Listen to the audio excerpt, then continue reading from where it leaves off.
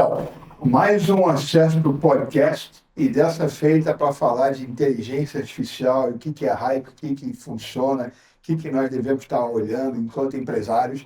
Eu tenho comigo o Luciano Barroso, que é diretor da MBL. Muito bem-vindo, Luciano. Obrigado, Jansen. E eu tenho o Ron Landgren, que é sócio-diretor de novos negócios da Peopleware. Seja muito bem-vindo, Ron. Obrigado pelo convite, vai ser um prazer falar com vocês. Então, e aqui a gente vem conversar informalmente, que nossos ouvintes possam, de repente, entender para onde que eles devem estar olhando, o que que eles devem estar priorizando quando pensam na inteligência artificial integrada aos seus processos de negócio.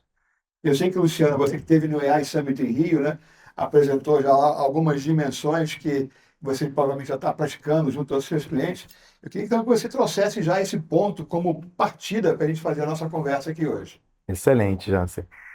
O que eu tenho visto aí nesses últimos anos, debatendo um pouco dessa tecnologia que de fato é disruptiva, né?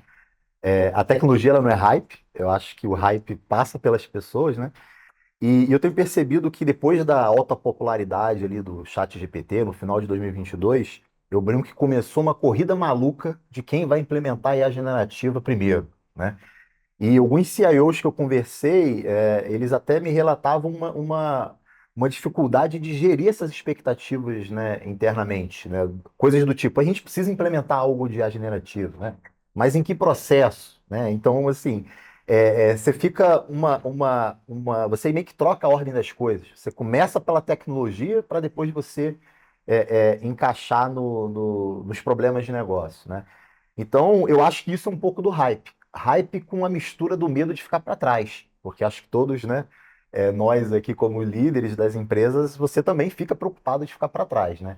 Então, você junta essa empolgação, né, com a preocupação de ficar para trás e você às vezes acaba entrando aí num caminho não muito legal. Eu acho que o principal ponto de partida, né, por mais que isso pareça óbvio e que acho que a maioria das pessoas tenham isso em mente, é você voltar para o negócio. Esquece a IA. Muitas vezes o que vai resolver a sua dor não é a IA, ou é um machine learning convencional, não é a IA generativa, né? E voltar a discutir negócio, né? Então, se eu quero aprimorar a experiência do cliente, vamos discutir a experiência do cliente. E aí, sintetizando isso, que muitas vezes a solução não passa por IA, eu gosto de trazer experiências pessoais minhas também, né? Esses dias eu estava pé da vida com um laboratório de exame de sangue, porque eu entrei no portal e não estava conseguindo baixar o laudo. Eu estava pé da vida querendo baixar o laudo, aí fui no site, cliquei no WhatsApp. Quando eu entrei no WhatsApp, eu já tinha feito o opt-in para ser autenticado pelo número do meu celular. O chatbot foi lá e falou: Ah, Luciano, provavelmente você está querendo ver o seu laudo, está aqui o seu laudo. Isso foi uma regra de negócio que alguém falou, pô, vamos botar um flag aqui indicando se esse laudo já foi, né, feito download ou não. Caso a pessoa entre em contato, pode ser que ela esteja querendo o laudo. Então é um if, then else, que resolveu o meu problema, ou seja, tirou a minha insatisfação e hoje eu uso isso nas minhas palestras, eu divulgo inclusive a empresa, e você vê que a solução, que é melhorar a experiência do cliente, trazendo agilidade, não passou pela IA, passou por uma regra de negócio. Eu poderia ter, né, o cara ter feito um chatbot inteligente, que eu falasse, eu quero o meu laudo do dia 25 de julho, o chatbot entender isso, filtrar no sistema. Essa é a solução melhor para a experiência do cliente? Não, né? Então eu acho que para que a gente saia do hype, né, a nível corporativo, que de fato a gente aumente produtividade, automatize processo e aprimore a experiência do cliente, a gente tem que falar menos de IA e botar o pé no chão e focar mais nos problemas de negócio que as empresas querem resolver. Eu acho que esse é o passo um para deixar o hype longe e de fato fazer transformação com essa tecnologia que é disruptiva, não tem hype nela, para mim ela veio para ficar e é a próxima, é a última revolução tecnológica que a gente teve depois do smartphone. Entendi. É muito legal. E aí o Rony estava conversando com a gente aqui antes, né? E contando uma experiência no Chile, né? Que é onde ali havia inserção de IA, mas não havia um contexto preparado para poder É, otimizar. muitas vezes, indo aí ao encontro aí com o Luciano, né? Lá na empresa a gente tem uma frasezinha que a gente chama de asfaltar o caminho da vaca, né? muitas vezes as empresas estão preocupadas em botar um band-aid num processo que é ineficiente. Em vez de recalibrar e reescrever os seus processos, criar novos processos, e aí sim aplicar a inteligência artificial, não, as empresas buscam produtos e processos para aplicar a inteligência artificial em processos ineficientes, né? E isso é o grande exemplo que a gente tem. A gente fez um investimento numa startup chilena, onde a gente encontrava muita dificuldade com isso. E quando a gente chegava dentro das indústrias com a melhor tecnologia, com os melhores processos, os equipamentos não estavam preparados para tirar todo o potencial, seja de velocidade de produção, seja de pegar os dados em real time para que você pudesse alterar o seu processo rapidamente. Então, eu acho que a questão do hype passa por aí, né? Você vai resolver o seu problema com IA ou você tem um problema antes para resolver de processos e de caminhos a serem criados dentro do seu negócio? Tem aquela velha máxima, né, que a gente sempre aprende aí, né, no nosso setor de tecnologia, né, que aquele M que entra é o M que sai, Sai, né? é isso aí. Então, se você não tem um bom input, né, eu estava aqui conversando com o Marcos Semo e estava falando a qualidade da pergunta, né? Então, se você não tem Exato. uma boa engenharia de prompts, saber perguntar, né? Lá no AI Summit em Rio, ano passado, Luciano, a gente fez uma fala que é, se a gente não tiver vocabulário, nós não temos inteligência Isso aí. artificial. Porque a máquina vai aprender do quê, né? E aí a gente fica pensando em novas gerações, eu não sei qual a idade dos seus filhos que você deve ter filhos menores, Bedouin. né? Os meus filhos já estão nos 20 e tantos, né? E eu chamo eles de geração consoante, porque eles não escrevem mais, né? Aqui talvez, TVZ, beleza, BLZ, não, N, sim, S, né? Qualquer, que. Então, essa necessidade de você entender o seu contexto com qualidade, né? Para que você possa colocar a IA trabalhar a seu favor. Então, se você vai colocar alguma coisa que não está preparada previamente, né? Não tem ali um contexto já onde eu vou fazer o sequenciamento lógico, por exemplo, um processo bem estruturado, a IA vai, né, botar o S fora, né? Botar o M fora, né? Dentro desse processo, né, dos inícios da inteligência artificial, conta lá o lendário judaico, né, que eram os golems, Sim. né, que eram objetos inanimados que obedeciam claramente às instruções que eram dadas, né? Mas o que acontecia? Ele não tinha sabedoria e não tinha discernimento, né? Quando você não tem nem sabedoria, nem discernimento para perguntar ou para aplicar a tecnologia que você está utilizando, isso leva você para o quê? Para o fracasso, com certeza, É. porque você não vai ter um retorno sobre o investimento que te prometem ou que isso aí você está esperando. E aí, pegando de volta, cara, a palavra do hype, né? Porque se a gente pegar, tem vídeo do Eric Schmidt, né? Ex-Novell, ex-Google, né?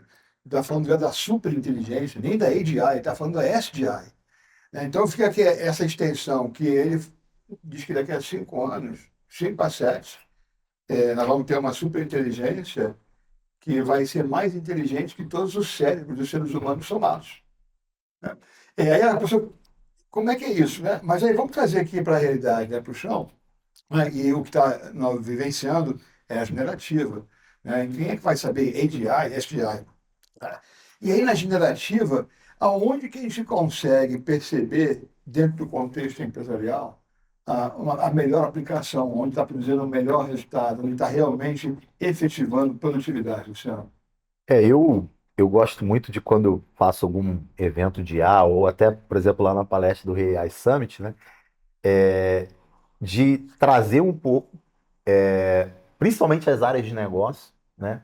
Trazer as áreas de negócio um pouco para o chão, né? Para um desafio técnico da IA generativa, que é a alucinação, né? Então, o fato é, a IA vai alucinar em algum momento, você não vai saber quando, né? E aí, a partir dessa premissa, por mais que os engenheiros, os cientistas de dados, né, estejam trabalhando no aperfeiçoamento desses modelos, você vê que esses modelos chegaram a um determinado platô que você não vai conseguir chegar a zero essa taxa de alucinação. Porque se você faz uma pergunta que foge um pouquinho do contexto daquela grande massa de dados que a IA foi treinada, ela vai ter uma probabilidade para alucinar. Porque o que a IA generativa faz é, você tem o início de uma frase, ela vai calcular qual é a probabilidade ali daqueles próximos tokens, né, do seguinte, com base no contexto. Então é um cálculo matemático, é probabilidade, né? Então, tendo isso em mente, o que eu comento com os nossos clientes é o seguinte: um primeiro ponto de você usar a IA generativa, aumento de produtividade, como você bem colocou. Por quê? Porque a IA, né, ela vai atuar como assistente da pessoa. Então, a pessoa faz parte do processo decisório. A pessoa vai usar a IA para fazer o trabalho chato, trazer bem resumidinho, enfim, né? Então, se é um advogado, você vai perguntar lá alguma coisa para a IA sobre um contrato, ela vai trazer o trecho do contrato, enfim, vai te ajudar de alguma forma a resumir, e você é o decisor daquilo. Então, se você tem alguma alucinação, a decisão ainda passa, né, pelo ser humano.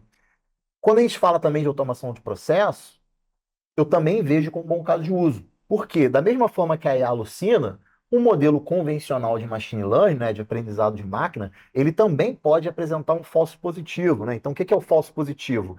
Ele falar que A é A, mas na verdade A é B, né? Então, na automação de processo, a gente já lida com exceções. Então, eu acho que é um bom lugar de você encaixar a IA generativa, só que você tem que trabalhar no controle da alucinação. Então, da mesma forma que você controlava o falso positivo no machine learning, se você vai fazer uma automação para uma IA analisar uma nota, você não vai simplesmente criar um pedido de compra no sistema. Você vai verificar se tem um pedido de compra naquele RP, naquele fornecedor, naquele valor, que é o que o ser humano faria. O ser humano não pegaria a nota de compra, né, a nota fiscal que ele recebeu no e-mail, vou aqui criar uma ordem de pagamento para o fornecedor. Então, esse acho que é um segundo ponto.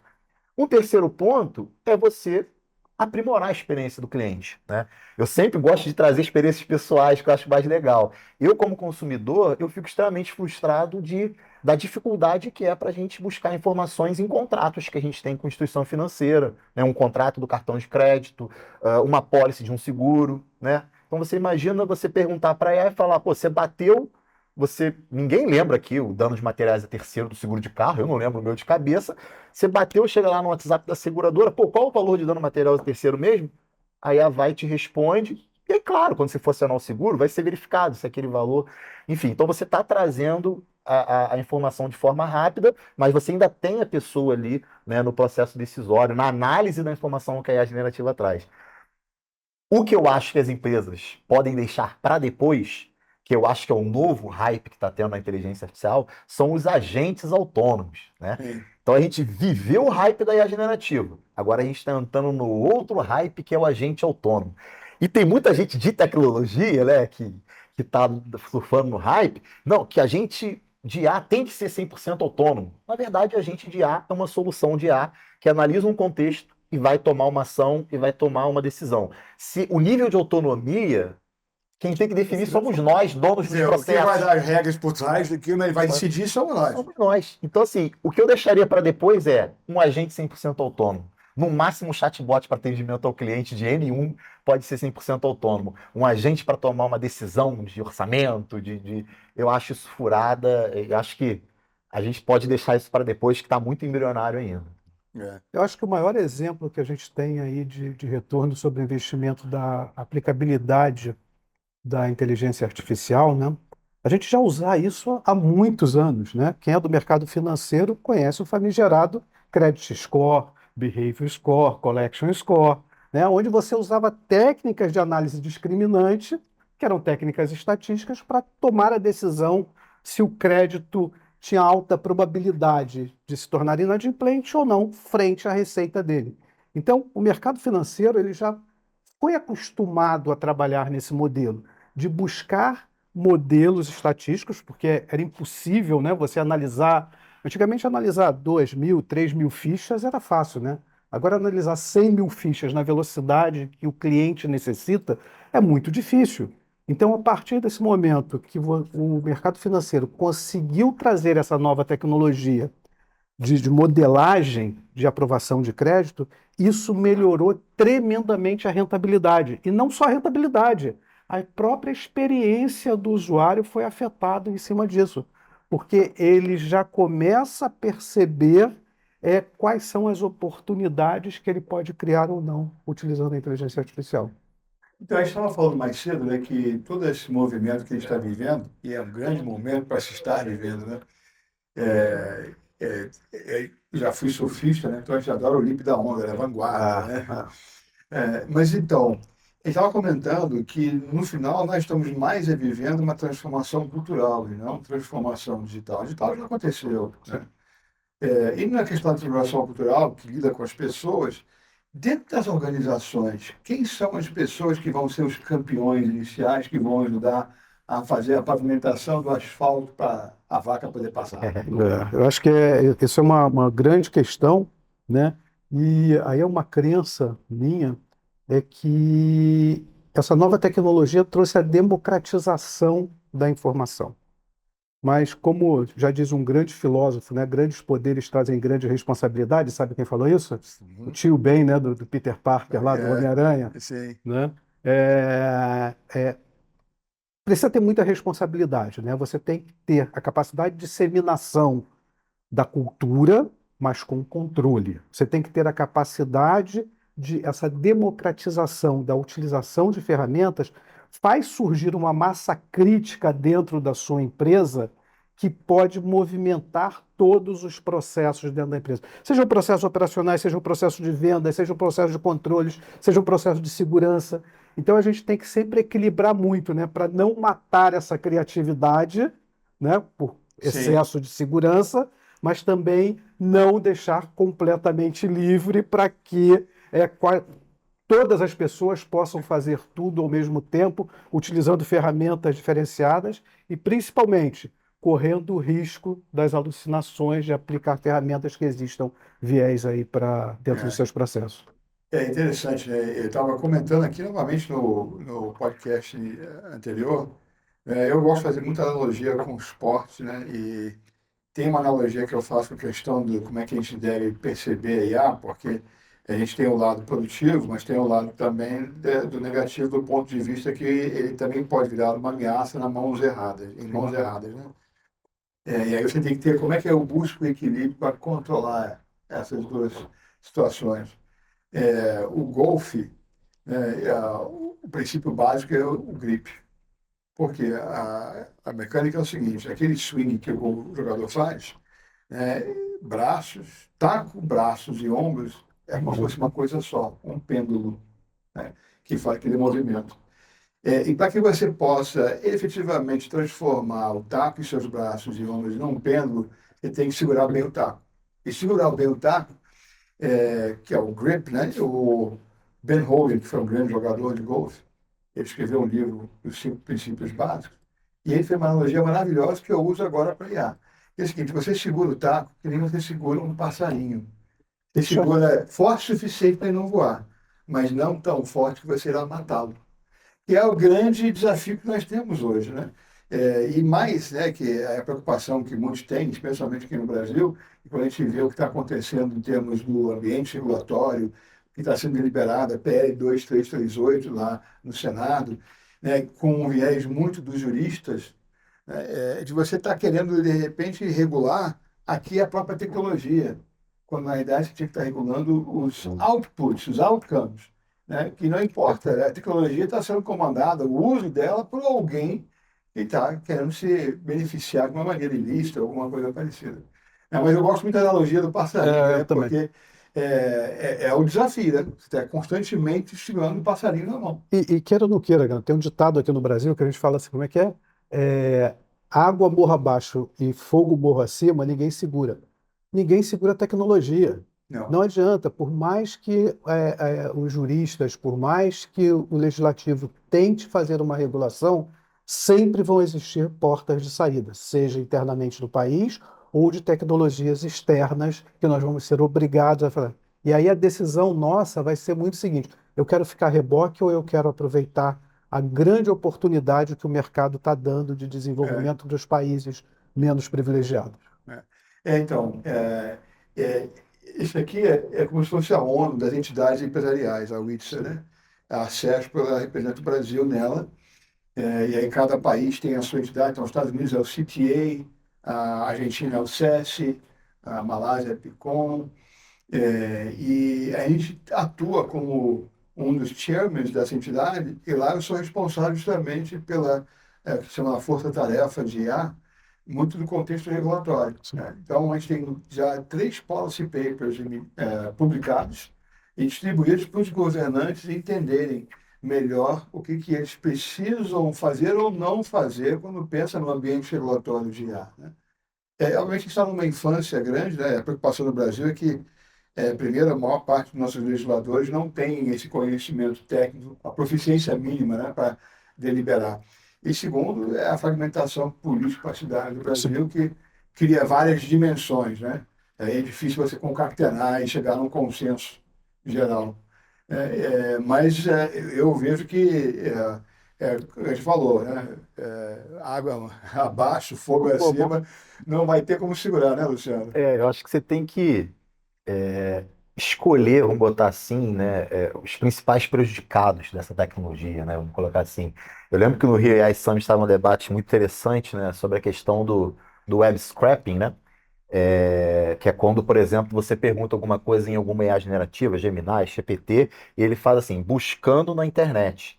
O que ele faz é varrer a internet, ou seja, pessoas que dedicaram o tempo delas para escrever um conteúdo de qualidade, e a contrapartida de renda financeira é a pessoa lá no blog, né, clicar num anúncio pago, né? Então, a pessoa produzia conteúdo e ela tinha uma contrapartida financeira que era a pessoa acessando ali o seu blog, consumindo aquela informação, mas de repente clicando no anúncio patrocinado do seu interesse. Por exemplo, isso é um ponto que eu acho que a regulação precisa tratar, porque de fato isso inclusive influencia na economia, né? Essas pessoas vão ter uma perda de renda, porque o fato é, se você não chega para a generativa e fala, eu quero que você me dê as fontes, muitas vezes ela sequer vai dar a fonte. Então você não vai acessar o site dessa pessoa que investiu tempo e que talvez aquilo era uma renda dela, secundária ou, né, a principal. Então, assim, é um ponto, acho que pode, né, tudo bem que tem toda uma discussão ética, de viés, que você comentou, né? Enfim, que tem que ser analisada, mas acho que tem que fazer uma análise da parte de economia também. Pessoas que economicamente podem ser afetadas pela IA, né? É, E aí, só para pegar um gancho também do que você comentou e do que o Rony comentou, eu acho muito que a regulação ela passa por uma questão política que tem que analisar os interesses da sociedade, tem que ter alguém técnico para debater, senão os caras vão ficar discutindo coisa que não entende, né? Mas quando a gente sai do âmbito da regulação e aí a gente vai para o âmbito corporativo, né? Para mim, os atores mais importantes na transformação das empresas são os líderes das áreas de negócio, né? Para mim, IA não é mais um assunto só de TI. Acho que na regulação, sim, mas quando a gente pensa em uso corporativo, isso precisa permear todas as áreas de negócio. Os líderes das áreas de negócio eles precisam estar engajados no projeto. E aí, né, tem a pesquisa do MIT que fala que quando as áreas de negócio estão engajadas nos projetos de IA, tem um potencial de 5,9 mais retorno de investimento. Ou seja, engajamento, mudança cultural, treinamento das áreas de negócio, para que elas saibam das capacidades, desafios, problemas, né, riscos, né, é muito importante, né, para uma implementação estratégica de IA, né? E foi até um gap que a gente identificou no mercado que a gente até agora criou um serviço de consultoria de IA estratégica, onde o passo um é treinar as áreas de negócio.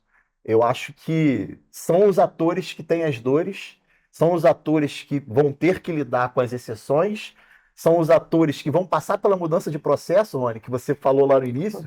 Se a área de negócio não quer mudar o processo, às vezes a IA não vai encaixar. Então, acho que esse engajamento e esse treinamento das áreas de negócio é primordial. Eu sempre brinco, IA não é mais um assunto só de TI, é um assunto das empresas, da companhia, né, no modo geral.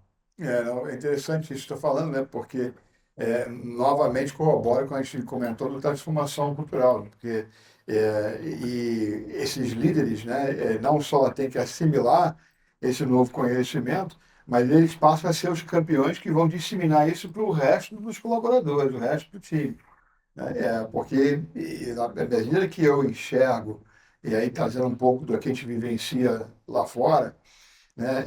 Aí eu não sei quanto você sabe, mas eu estou sempre nessa ponte aérea entre Brasil e Califórnia, né? É, e as pessoas, quer dizer, primeiro, IA, ela vai realmente produzir um efeito transformador, tal qual a própria internet fez recentemente, ou a máquina a vapor fez lá atrás, né? A gente não sabe a extensão disso porque está na infância, né? Tem um dado interessante que quando as pessoas olham para a história e qual foi aquele período de grande inovação que você reconhece na história, né? E todo mundo já automaticamente fala Revolução Industrial. A Revolução Industrial aconteceu de 1780 a 1840. Entretanto, só foi reconhecida como sendo um período inovador 40 anos depois, né? Aí eu digo o seguinte, olha, nós estamos vivendo agora a infância da IA, né? Então reconheça que você está aí no início da rampagem, né? Vai começar a subir ladeira agora.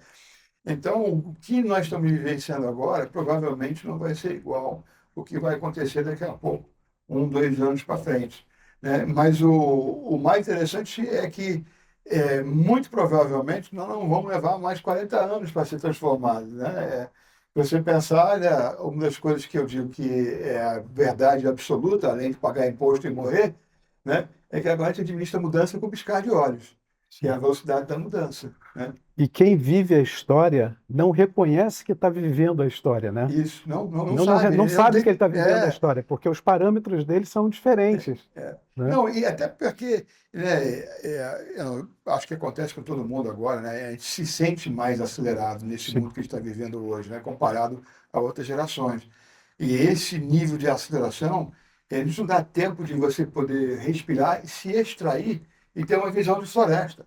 Você está aqui numa visão muito bidimensional, né? Quase com um baia de cavalo, né? Porque você está, olha, se eu não manter acelerado, eu vou perder, né? Eu vou comer poeira, eu vou ficar sim. para trás, né? Nós, Então, nós dentro nós da Prepare Tecnologia, somos responsáveis pelo principal sistema de recuperação de crédito no Brasil, né?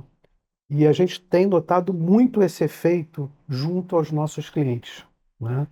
Porque a evolução vem avançando numa velocidade tão grande, tão forte, e a capacidade que você tem que ter dentro de uma plataforma que seja estruturante, que permita que você faça acople essas novas tecnologias, né? A MPL está desenvolvendo um trabalho fantástico para nós lá, né?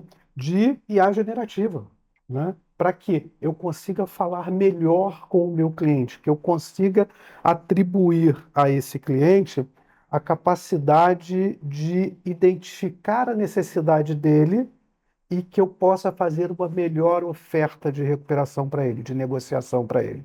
E isso traz uma vantagem muito grande, não só para as empresas, né, como o próprio consumidor, de ter do outro lado e falar assim, alguém me entendeu, mesmo que esse alguém seja uma IA. então, pegando o Luciano que gosta de experiência do usuário cliente, vou te contar uma que aconteceu comigo ontem. A RD Station eu não sabia, né? Eu tenho uma jornada de mentoria com o modelo startup, a mentoria Vale do Silício, que eu aplico aqui, né?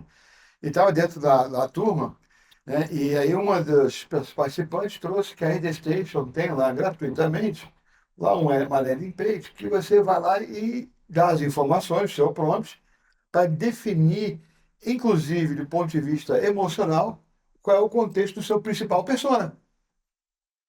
Eu fiz, a gente se obriga a dar cadastro, sim. né? Fiz o Uhum, cadastro. sim. Fiz o persona, recebi o relatório, o que aconteceu? 2 minutos depois eu recebo um WhatsApp ao vivo, pessoa, não IA, querendo saber se eu precisava de mais ajuda. Ele não entrou ligando, ele entrou aqui no WhatsApp Exato. direto, que eu informei qual era o meu WhatsApp. Mas ele se identificou, ó, sou uma pessoa, não sou robô, não sou IA, quero saber se você precisa de apoio. Então, a experiência do cliente e, obviamente, que a automação de processos, né? Ele recebeu o flag ali, ó. Entrou um cara lá chamado Robson testando a palavra de persona. Bum, contato, né? E essa é a velocidade que a gente está vivendo, né? Sim. Eu pisquei, o cara me ligou. Aí esse é um excelente caso de uso para a generativa, qualificação de lead, Sim. É, né? Há um tempo atrás, quando eu fui dar uma reciclada no meu inglês, eu vi que a empresa lá do curso de inglês usava alguma ferramenta de IA, porque a partir da minha conversa ali, quando o vendedor veio, eu já estava com lead qualificado. O cara já veio com um produto para minha necessidade. Ele não veio com um produto de curso básico de inglês. A minha necessidade era aprimorar a conversação. Então, isso, pô, às vezes uma pessoa tem que pegar, conversar, para pegar os dados, para depois te qualificar e depois te relacionar ao melhor produto da empresa. Esse é um bom ponto que a IA chega e fala, vendedor, olha, esse cara tem esse perfil, o Luciano ele quer aprimorar a conversação, porque tem muito tempo que ele não faz reunião em inglês. É, olha, você tem esse produto aqui que encaixa bem. Vá lá e oferece. Ou de repente já traz para ele o seguinte: esse é o produto e esse é o melhor pitch para você chegar no Luciano. Você vai recomendar ao vendedor, mas o vendedor passa a ser a peça fundamental da venda. Porque o vendedor, nós pessoas temos uma parte que a IA nunca vai ter: empatia. Né, o famoso feeling, né? Tem coisa ali, o cara que é bom do comercial, não adianta você saber só o produto. Você tem que entender a pessoa, você vai fazer uma leitura daquela pessoa que você está iniciando uma parceria. Então, eu acredito muito nisso. A IA junto com o ser humano, né? Eu acho que em muitas funções dentro das empresas, né? Tem um potencial E absurdo. hoje completamente já disseminado no nosso dia a dia, né? Sejam nas Netflix da vida, sejam nos Sim, Spotify já da é vida, usuário. já é usado, já Já é é. usuário, seja lá no plano de saúde, seja lá no curso de inglês. É. Então, tudo isso já está permeado no nosso dia a dia, só que muitas vezes a gente não percebe, né? E cada vez mais isso eu entendo que a gente vai se tornar tecno-dependente desses assuntos, né? Hoje já está tudo aqui na nossa mão, né? E cada vez mais as empresas têm que buscar investir e principalmente qualificar os seus colaboradores, treinar os seus qualificadores, cuidar de segurança, que é extremamente importante dentro dos processos. E eu acho que, principalmente, né, ser transparente com o mercado quando você estiver utilizando uma tecnologia de inteligência artificial. Então, você já respondeu a pergunta que eu ia pedir para você fazer, porque a gente está chegando ao final do nosso programa aqui, do Acerto Podcast, e eu ia perguntar o que que a gente falaria para a nossa plateia que está nos ouvindo e como é que ele pode pensar em aplicar a IA dentro dos seus negócios, dentro da sua empresa. Você acabou de Você responder, respondeu, olha, muito bem, está vendo aqui, tá vendo aqui a mente foi já. bem combinado, É, foi bem pois é, então combinado. agora eu vou deixar para o Luciano fazer aí o fechamento. Vamos lá, Luciano. Eu volto naqueles 3 pilares iniciais ali: aumento de produtividade. Então, é importante fazer uma revisão dos processos de cada uma das áreas e entender como a IA pode ser auxiliar dessas pessoas para aumento de produtividade. Isso aí na minha visão, isso é um bom projeto para você iniciar, se você está querendo iniciar. Automação de processo. A IA generativa, por mais que o RPA já exista há muito tempo, ela elevou o patamar de possibilidade de automação de processo. Então, aconselho vocês também revisarem os processos, né, identificando pontos de automação. Luciano, já tem RPA. Revisa de novo, que a IA generativa levou a automação de processo a um patamar muito elevado. Mas lembre-se daquilo que eu falei: trate a alucinação, porque exceções vão ocorrer. E o terceiro pilar, né, é aquilo que você já comentou, e eu gosto muito de falar de experiência, porque eu, como consumidor, eu fico muito incomodado com a experiência que eu tenho, né, como consumidor, né? E eu vejo muitos pontos de melhoria que a IA generativa pode influenciar na experiência do cliente. Então, um conselho que eu dou para a audiência é: pô, vamos revisitar a jornada do cliente, vamos, né, entender essa jornada, o Sim. quanto a gente pode trazer informação mais rápida. Eu até brinco que tem uma mudança do consumidor, no comportamento do consumidor. Eu brinco que tem o agro é pop, o agro é tudo, né? Para mim, agora eu uso o termo IA é pop, IA é água, não, IA é tech, IA é tudo, porque IA é popular, né? Então, o consumidor ele vai demandar experiências melhores. E as empresas que não buscarem prover uma experiência melhor para os seus clientes, prospects e etc., eu acho que elas vão tender a ficar para trás. É interessante isso, e aí para fechar, porque a questão do consumidor querer uma experiência sempre existiu, né? A questão agora é que pessoas que aplicarem a IA para elevar essa experiência vão oferecer uma experiência melhor. E se você também não aplicar, você vai ficar para trás, né? E sem dúvida nenhuma, com o que a IA consegue fazer hoje, a velocidade do atendimento, o exemplo que eu dei, né, 1 minuto depois eu recebi uma conexão já, querendo dar continuidade na minha experiência ali, né? Então aquilo, a gente pode se sentir incomodado, pô, ligou agora, mas ao mesmo tempo não, o cara se preocupou. Aí o trial lá é 10 dias. Falei, olha, eu não estou pronto para começar agora, quero congelar esses 10 dias quando eu estiver pronto para entrar para aproveitar os 10 dias inteiros. Não, ok, está congelado.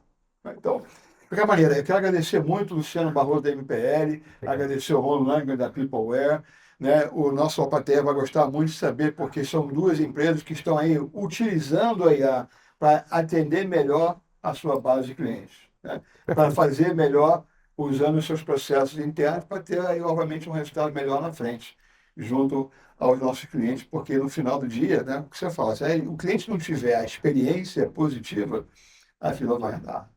É isso. Então, muito Eu que obrigado pela agradeço. presença Nós de é que vocês. agradecemos aí. Muito bom. Espero vê-los em breve novamente. Com certeza. Excelente. Ok. Muito obrigado. Um abraço. Tchau, tchau.